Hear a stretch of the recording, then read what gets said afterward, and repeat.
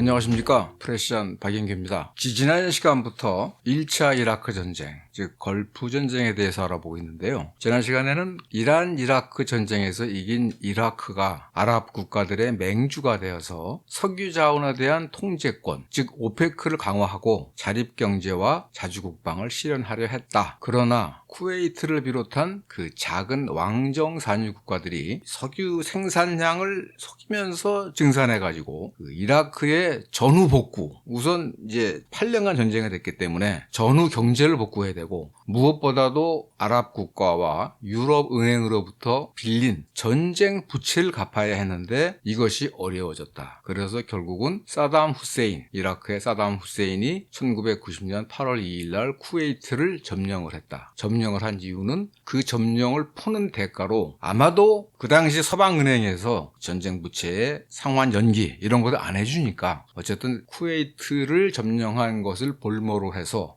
미국이나 서방 측과 협상을 통해서 전쟁 부채 해결 및 전후 복구를 위한 여러 가지 방안을 마련하려 했으나 그것이 통하지 않았고 결국은 전쟁으로 이어졌다라는 말씀을 드렸습니다. 그리고 이제 미국 입장에서는 베트남 전쟁 이후 15년 만에 베트남 전쟁에 준하는 대군을 동원해서 40일간의 공습, 그 다음에 나흘간 또는 100시간의 지상전으로 화려한 승리를 이루면서 미 군사주의가 화려하게 복귀했다라는 말씀을 드렸는데, 여기서 이제 오늘 말씀드릴 것은 저 머나먼 중동의 이라크라는 나라가 쿠웨이트라는 조그만 나라를 점령을 했어요. 그 문제를 풀기 위해서 과연 그 어마어마한 50만 대군을 동원하는 게 어떻게 미국에서 가능했을까? 그냥 그것이 된 것인가?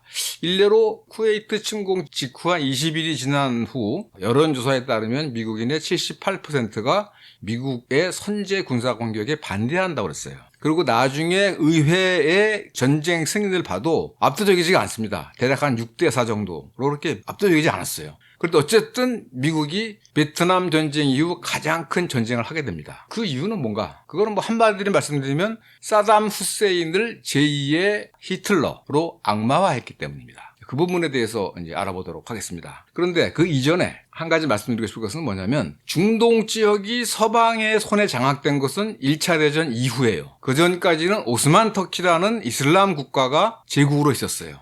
1차 대전에 오스만 터키가 독일과 함께 참전했다가 지는 바람에 영국과 프랑스가 말하자면 중동 지역을 갈라먹었는데 가장 큰 이유는 석유 때문이었다. 그러나 어쨌든 영국이 1970년까지는 영국의 군사력으로 중동 지역의 안정을 유지해왔다. 그런데 경제적 이유로 70년도에 영국에서 철수했다.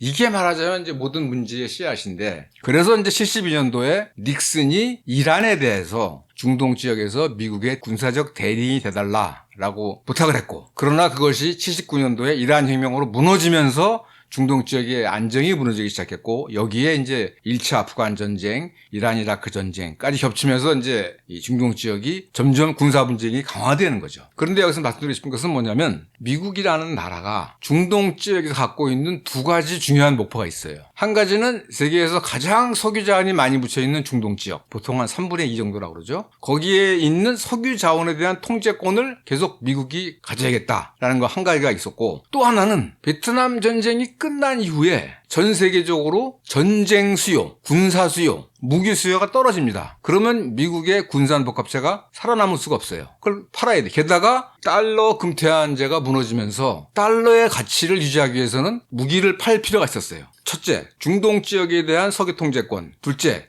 미국 군산복합체를 살리기 위한 무기 수출. 특히 이제 페트로달러, 1973년 석유 파동으로 이 석유가가 올랐기 때문에 그때부터 사우디에서 달러로만 결제되는 석유 거래를 통해서 벌은 달러로 미제 무기를 엄청나게 사들이기 시작합니다. 그런데 어떤 지역을 통제하고자 한다면 그 지역의 군사적 능력을 키워주면 안 되죠. 그런데 무기를 엄청나게 팔았습니다. 그러면서도 석유장을 통제하고 싶어요. 이 두 가지 양립 불가능한 목표를 추구하다 보니까 중동 지역이 분쟁 지역이 된 것입니다. 그 부분을 알 수 있는 한 가지 사례가 뭐냐면 1973년 10월 달 이집트 시리아와 이집트 간의 10월 이스라엘 간의 이집트 시리아와 이스라엘 간의 10월 전쟁의 여파로 석유 파동이 나면서 석유 가격이 단숨에 4배 가까이 올랐습니다. 그 바람에 전 세계적인 인플레가 났고 그래서 스태그플레이션이라고 그래가지고 경기도 침체되고 그런데 물가도 같이 오르는 이상한 현상으로 세계 경제가 몸살을 앓았죠. 그 석유 파동 이후에 미국 사람들은 잠재적으로든 또는 의식적으로든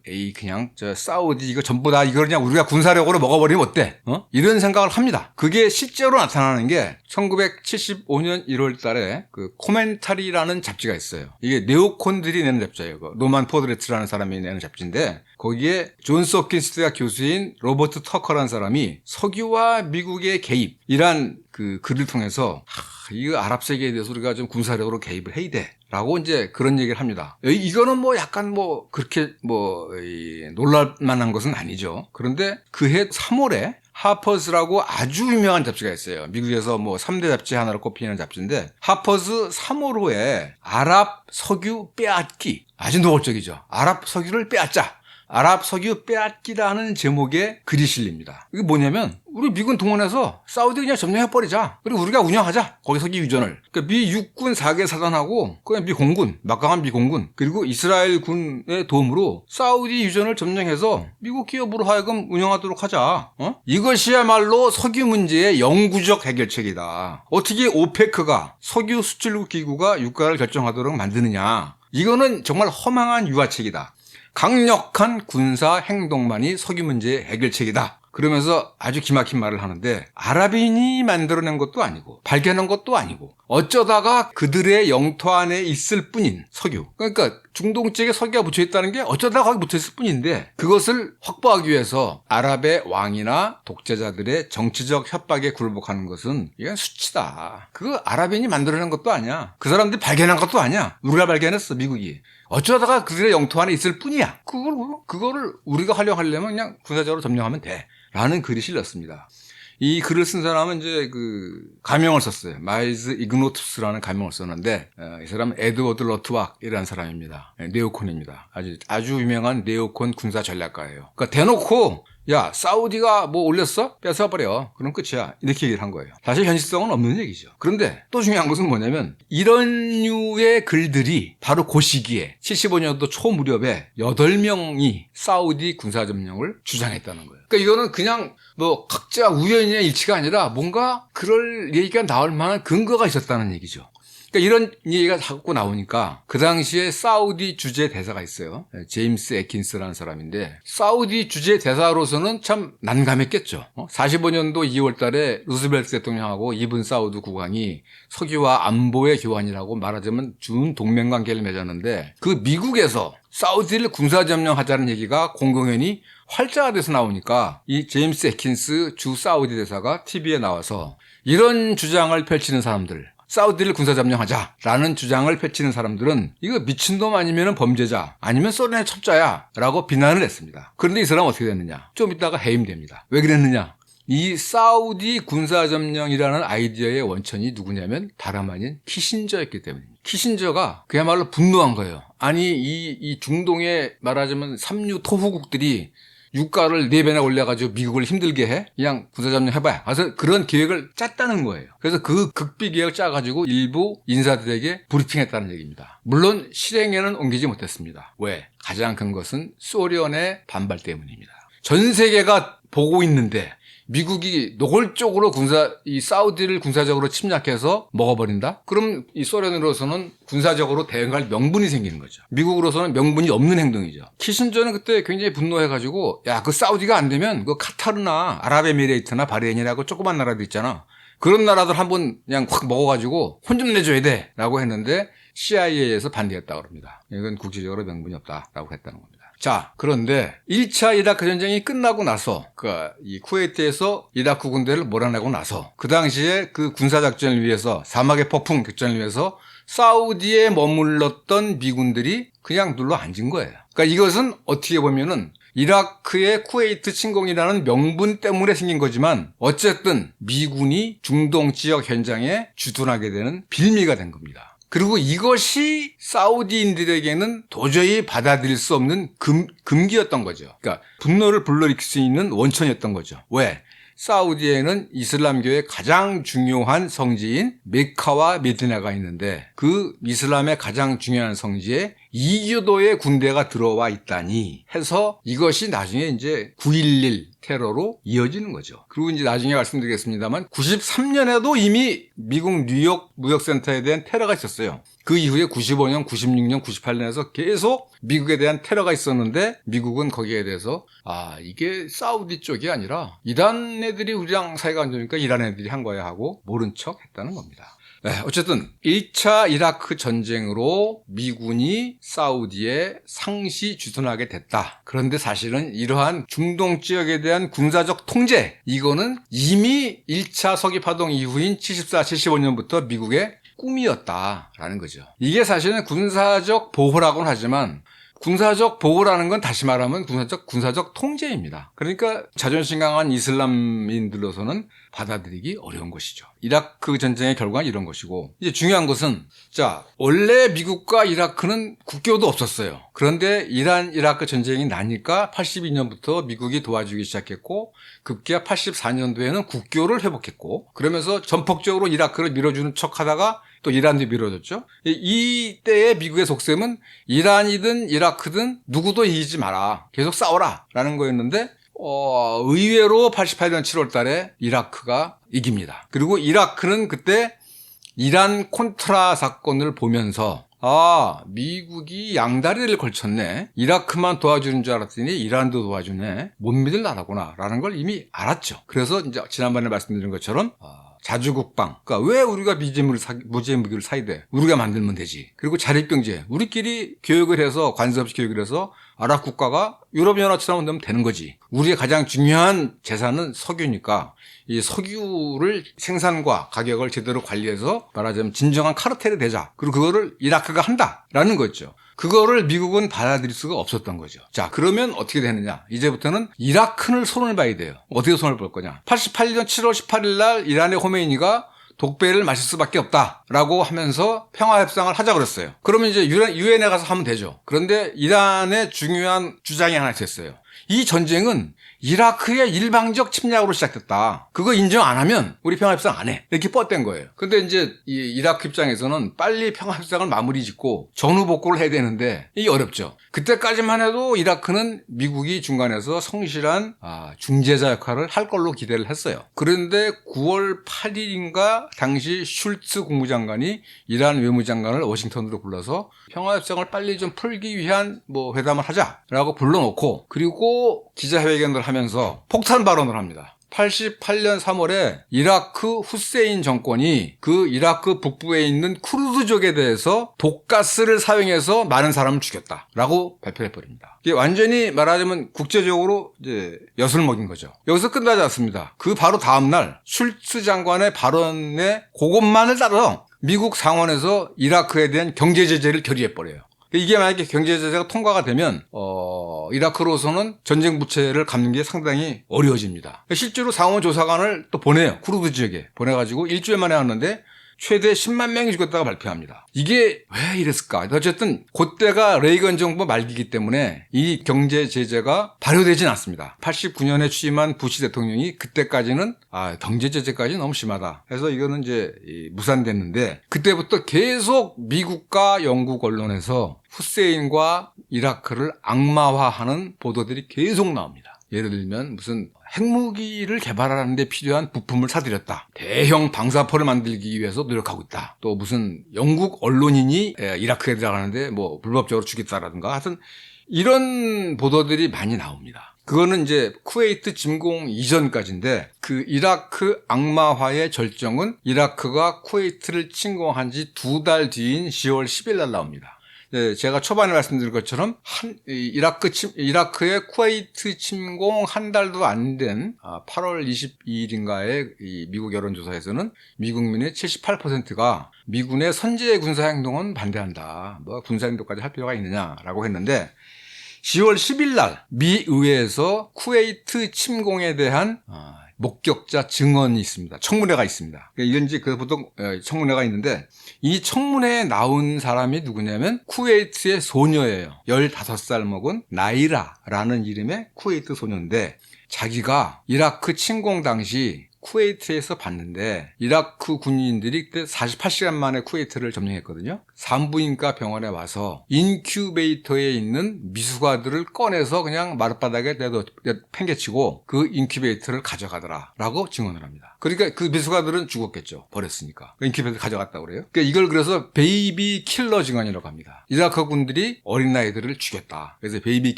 킬러 증언이라고 그래요. 근데 이게 여기서 끝나질 않고 영국의 그 국제적인 인권단체 있죠. 앰네스티 인터내셔널에서 이러한 인큐베이터 탈취로 인해서 죽은 어린아이가 300명이 넘는다라고 발표합니다.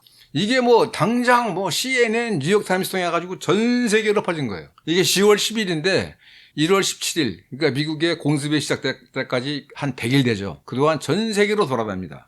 부시 대통령은 그 증언이 나온 지 한 달 동안 5번이나 이 얘기를 해요. 사담 후세인은 제 히틀러다.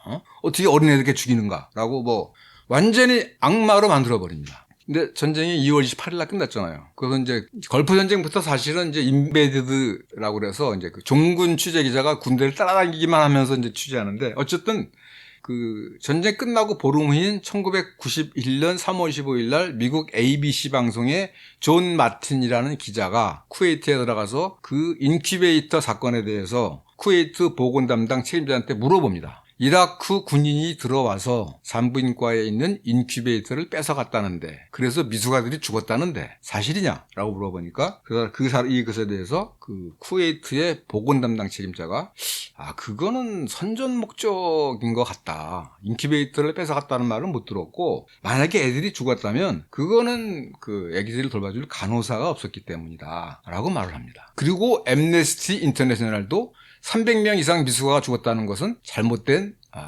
이 보도였다. 잘못된 사실이었다. 정정한다. 이렇게 말합니다. 자, 그럼 진실은 무엇이냐? 그 증언이 있고 1년 후, 그리고 전쟁이 끝나고 약 한 10개월 후에 그 나이라라는 그 쿠웨이트 소녀의 정체가 밝혀집니다.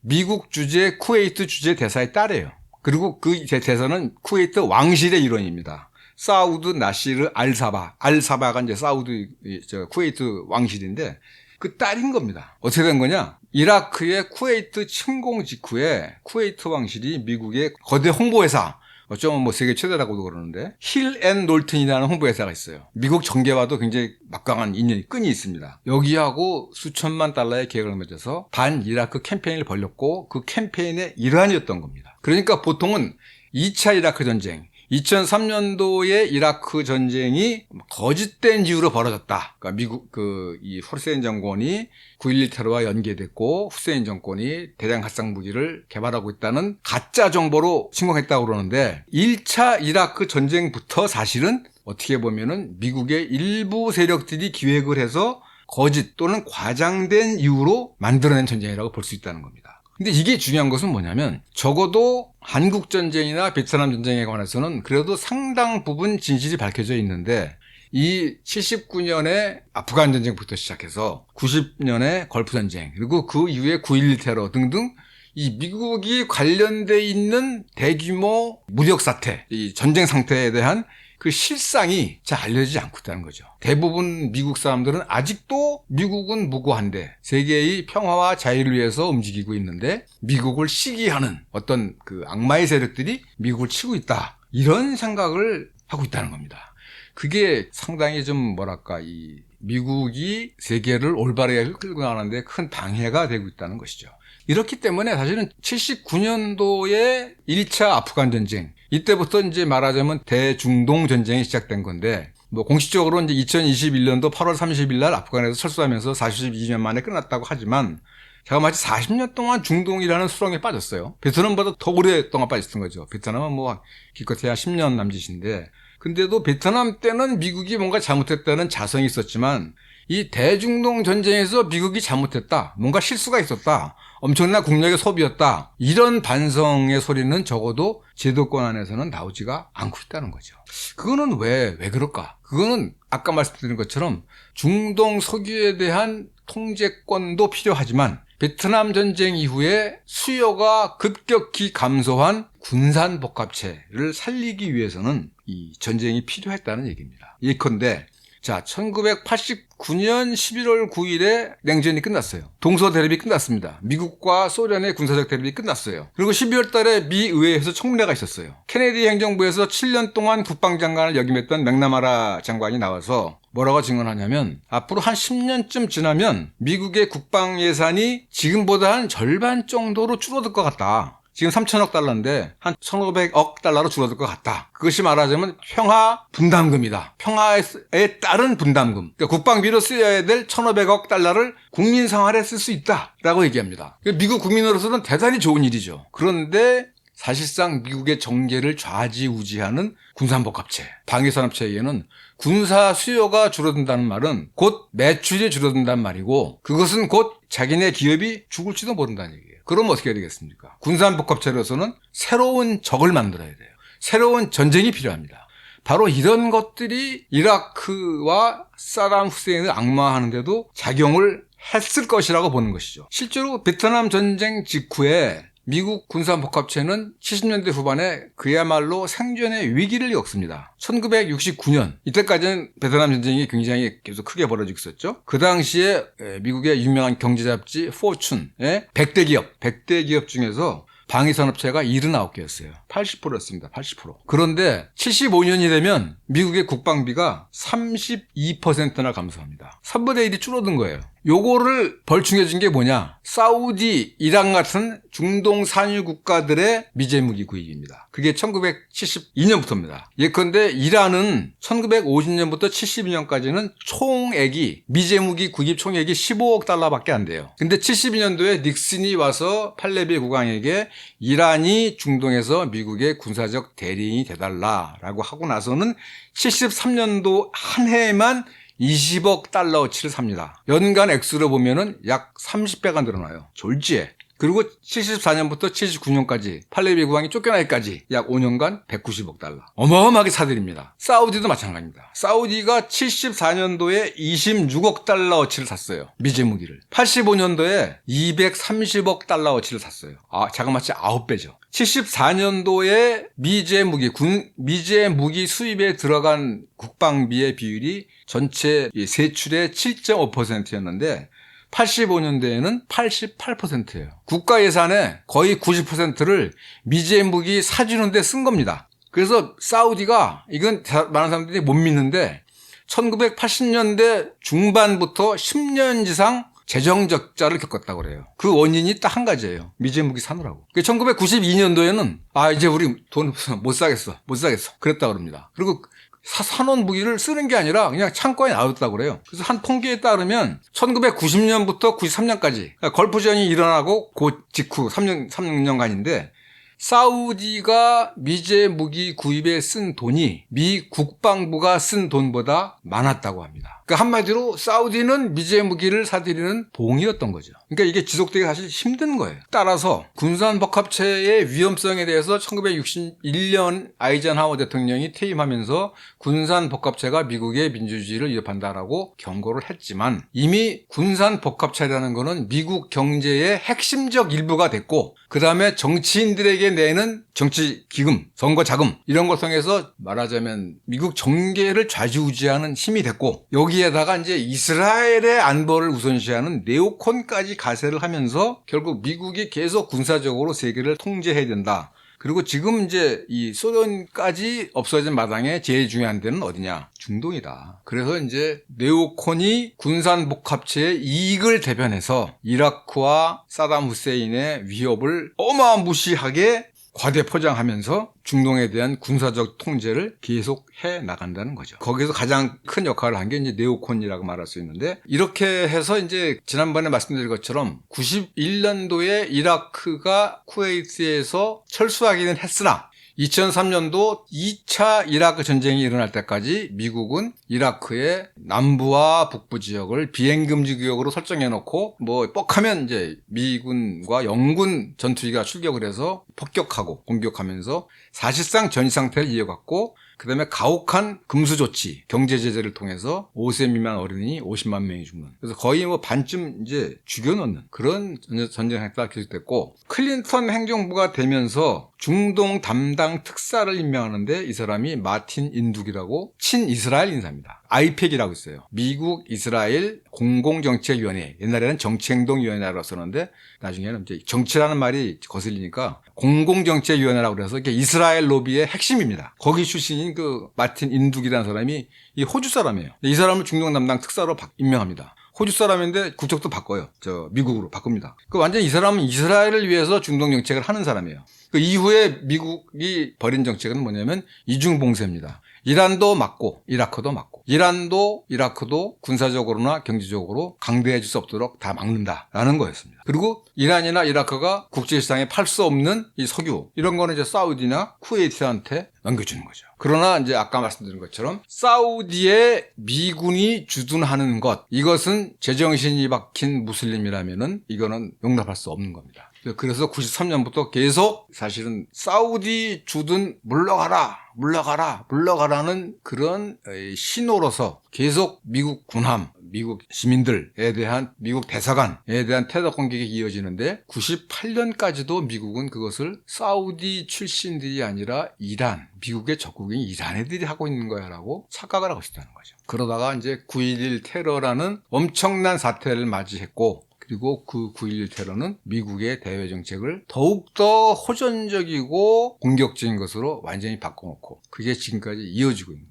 따라서 제1차 이라크 전쟁은 그야말로 미국이 군사적으로 더 발을 들여놓게 되는 또 세 번째 계기였고, 그것에 대한 아랍인들의 반발이 1차 아프간 전쟁에서 양성된 이슬람 무장 세력들, 예를 들면 오사마 빈 라덴이라든가 알카에다 등의 반발 등에서 드러나게 됐다라는 것을 알 수 있을 겁니다. 이렇게 해서 미국이 중동 지역에 점점점 발을 들여놓게 되는 첫 번째 징검다리인 이란의 이슬람 혁명, 두 번째 징검다리인 아프간 비밀 대리전쟁, 그 세 번째 계기라고 할 수 있는 이란 이라크 전쟁, 그리고 네 번째인 미국의 1차 이라크 전쟁, 걸프 전쟁에 대해서 알아봤습니다. 그리고 아주 미묘하게도 1차 이라크 전쟁은 냉전이 종식되고 소련이 해체되는 그 와중인, 냉전 종식은 1989년 11월이고 소련의 해체는 1991년 12월인데 그 사이인 90년 8월부터 91년 2월까지 계속됐어요. 요 사이에 이게 벌어진 겁니다. 그러면서 냉전이 종식되고 소련이 해체되면서 이제 미국은 거침없이 됩니다. 군사력 활용에 있어서. 그걸 이제 승리주의라고 하는데, 트라이엄펄리즘. 우리가 이겼어. 따라서 뭐든지 맘대로 할 수 있어. 그 전까지는 이거 하면은 소련이 어떻게 나올까? 소련 반발을 생각해야 되는데 했는데, 냉전이 끝났을 뿐만 아니라 소련이 15개 공화국으로 해체가 돼버렸어요. 그럼 이제 마음대로. 여기서 나온 게 이제 뭐 나토 동진이라든가 뭐 코소보 전쟁 같은 건데, 다음에는 그 냉전 종식이 미국의 대외 정책에 미친 영향에 대해서 알아보도록 하겠습니다. 지금까지 들어주셔서 감사합니다.